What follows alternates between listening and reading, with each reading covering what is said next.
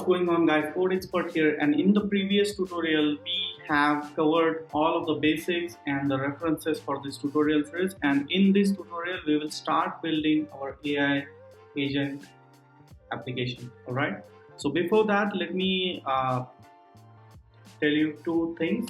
First one is that if you want to have a real-time support with the VAKX team, then I recommend you to go to this Discord channel over here and join this Discord channel, and the team is really supportive and they will help you out for your queries. Also, you can try the AI assistant if you have any doubts and want to solve your doubts with the AI. All right. The another cool feature that I liked about this studio is the feature request over here. So if you click on this bulb icon here, they have a submit feature request.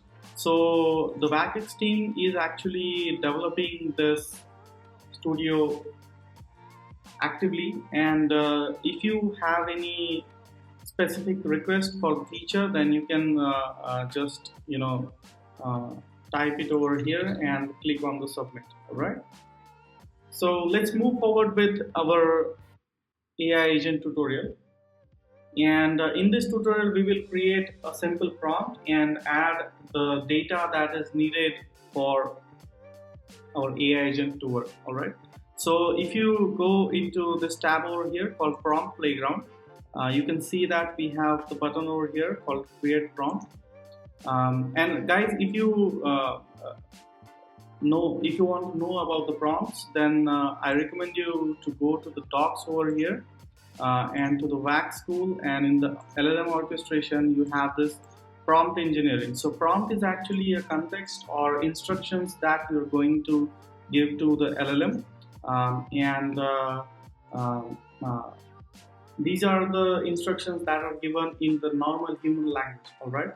So you don't need to write a code or anything. Everything is handled on the back end, and you have just to give the instructions on the human language. All right. So let's move forward with creating the prompt. So I will click on this create prompt, and we are going to build this AI agent for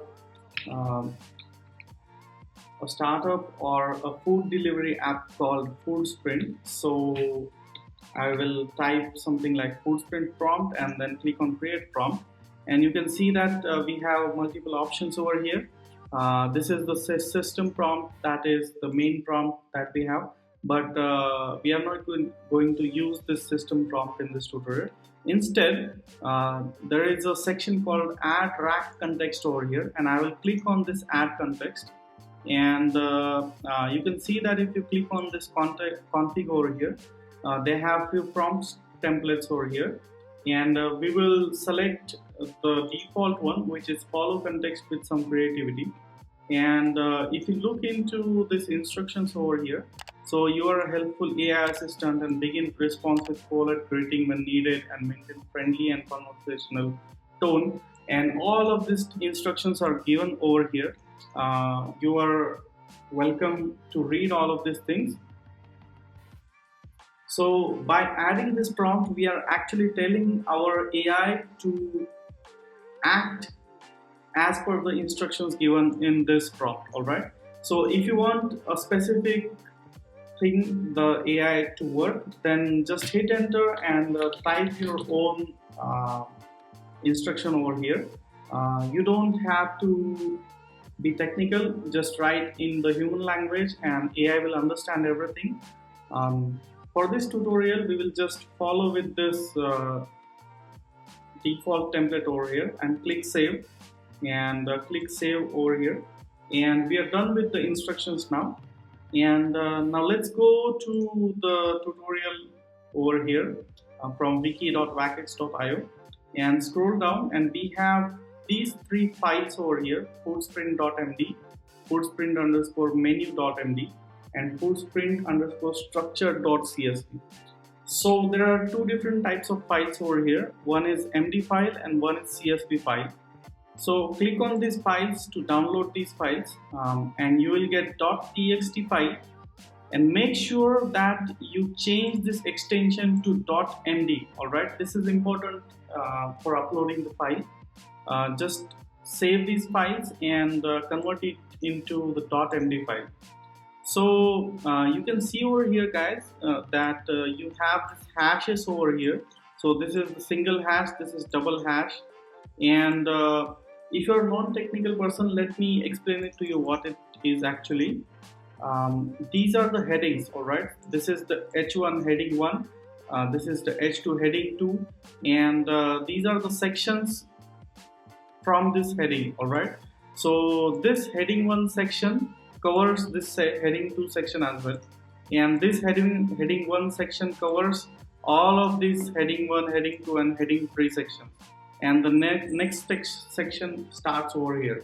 So what actually the AI does is that it when you feed this information to the AI, it will automatically chop down this file into the subsections over here, different subsections, and when you ask anything to the AI, it will retrieve one of these sections based on your query and answer the question based on this context. All right, so I recommend, if you want to change anything, or if you're developing AI for your own business application, then you follow this naming convention. All right, so hash 1, double hash, and all of these things, because this will boost your AI's efficiency and it will give you nice results. All right, and the next one is the CSV file over here. It has some structured format, and it is used to actually generate the structured result that we saw in the first tutorial.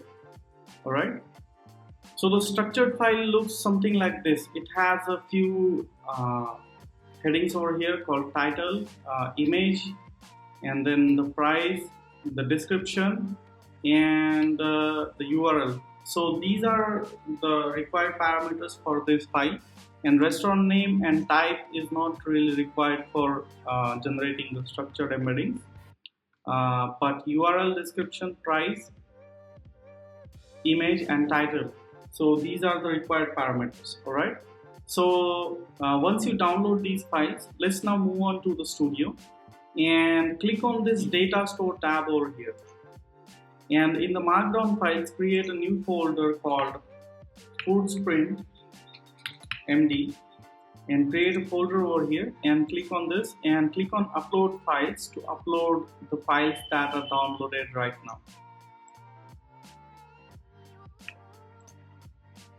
Alright, so these are the two MD files that are downloaded, so I will open these files and upload them, and go to the CSV files and create a new folder called